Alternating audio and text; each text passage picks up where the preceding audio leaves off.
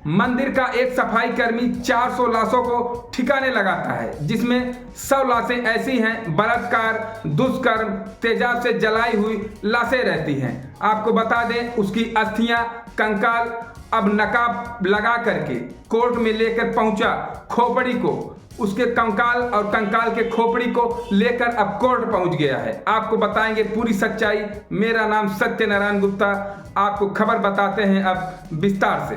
यह पूरा मामला कर्नाटक का है, धर्मस्थला मंदिर का। वहां पर सफाई कर्मी को लाश जलाने के लिए कहा जाता है।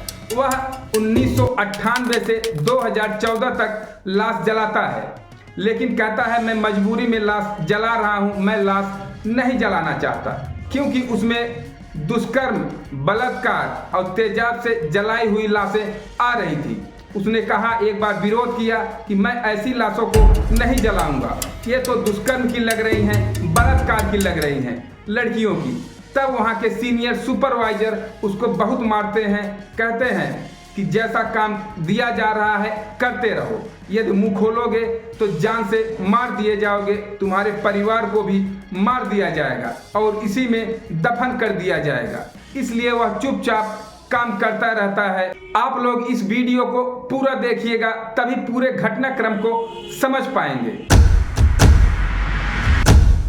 आपको बता दें, पूरे भारतवर्ष में एक ऐसा यह मंदिर है धर्मस्थला, जिसमें हिंदू रीति रिवाज से पंडित पूजा करते हैं, लेकिन मैनेजमेंट ईसाइयों का है। वहाँ पर क्रिश्चियन का मैनेजमेंट है। वो लोग बहुत ही ताकतवर हैं, अपने हिसाब से काम कराते रहते हैं और वहाँ पर जिसको चाहे उठवा लेते हैं और वहाँ पर बलात्कार कराते हैं और दुष्कर्म करा करके ले जाते हैं, लाश गायब कर देते हैं। उसके बाद इस सफाई कर्मी से जलवा देते हैं। सफाई कर्मी अपना नाम नहीं बताया है, आपको बता दे गोपनीय रखा हुआ है। आपको बता दे, सफाई कर्मी ऐसे लाशों से परेशान हो गया था। बलात्कार, दुष्कर्म जैसी लाश आती थी और उसे दफनाना पड़ता था। और एक दिन उसके रिश्तेदार की एक लड़की जो नाबालिग थी, उसका ये लोग रेप करके मार डालते हैं और उसको भी जलाने के लिए कहते हैं और वो एकदम से थर्रा जाता है, उसकी शरीर पूरी कांप जाती है और डरने लगता है। तो लेकिन जैसे तैसे उस लाश को जलाता है। फिर वह सोचता है कि अगर हम कुछ कहते हैं तो हमें फिर मारेंगे और जान से मार देंगे, मेरा परिवार भी यही है। वह अपने परिवार को लेकर के 2014 में रातों रात बिना बताए नौकरी छोड़ करके वहाँ से गायब हो जाता है, दूसरे राज्य में चला जाता है।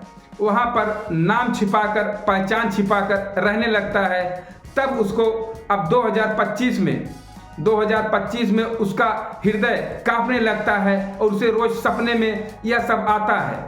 कहा कि हमें इंसाफ उन लोगों को दिलवाना है जिन लोगों की घर की बहू बेटियां मारी गई हैं। सफाई कर्मी ने 3 जुलाई को वहां के एसपी को एक लेटर लिखा, शिकायती पत्र लिखा।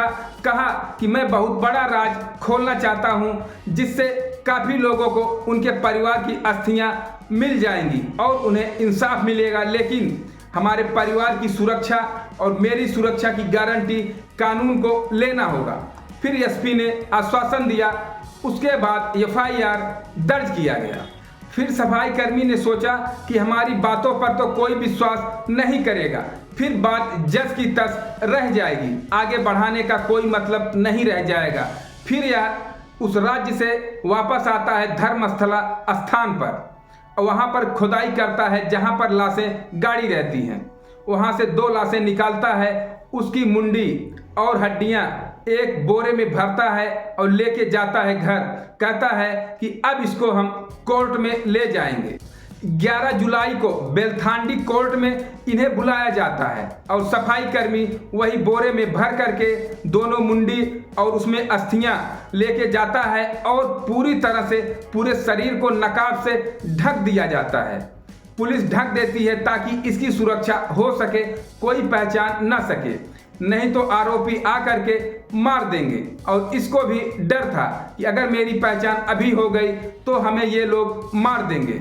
वह जाता है, वहाँ पर अपना बयान दर्ज कराता है और बताता है कि मैं पूरा सबूत और फोटो उसमें जितने भी हैं शिकायती पत्र सब सुप्रीम कोर्ट के एक वकील को दे दिया हूं, जिनका नाम केवी धनंजय सिंह है।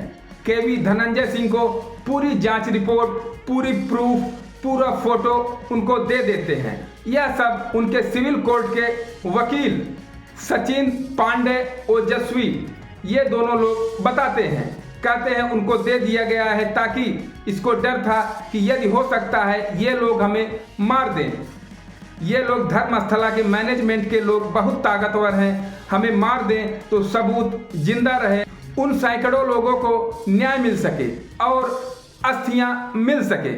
इसलिए पहले ही पूरी फाइल बना के आरोपियों का नाम लिख करके धनंजय सिंह को दे देते हैं ताकि सुप्रीम कोर्ट के वकील इसे सुरक्षित रख सकें। न्यू इंडिया एक्सप्रेस अखबार के अनुसार 1998 से 2014 के बीच यह सफाई कर्मी वहां पर काम किया, धर्मस्थला मंदिर पर काम किया।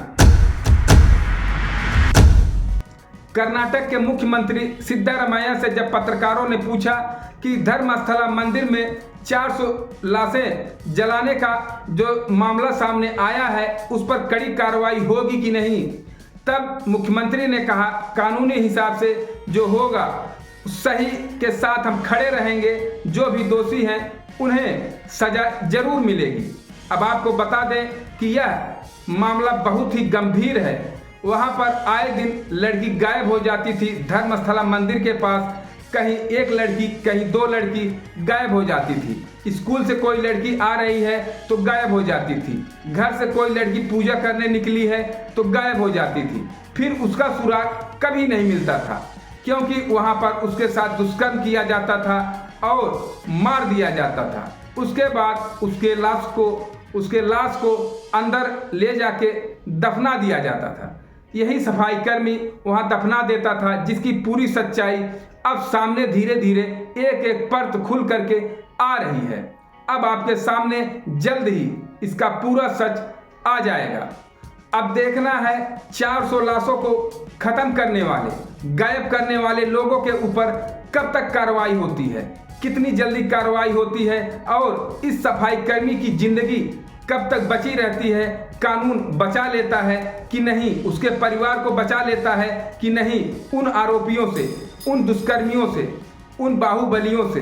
बाकी आपकी इस वीडियो पे क्या राय है कमेंट बॉक्स में जरूर दीजिएगा। चैनल को लाइक सब्सक्राइब जरूर करें।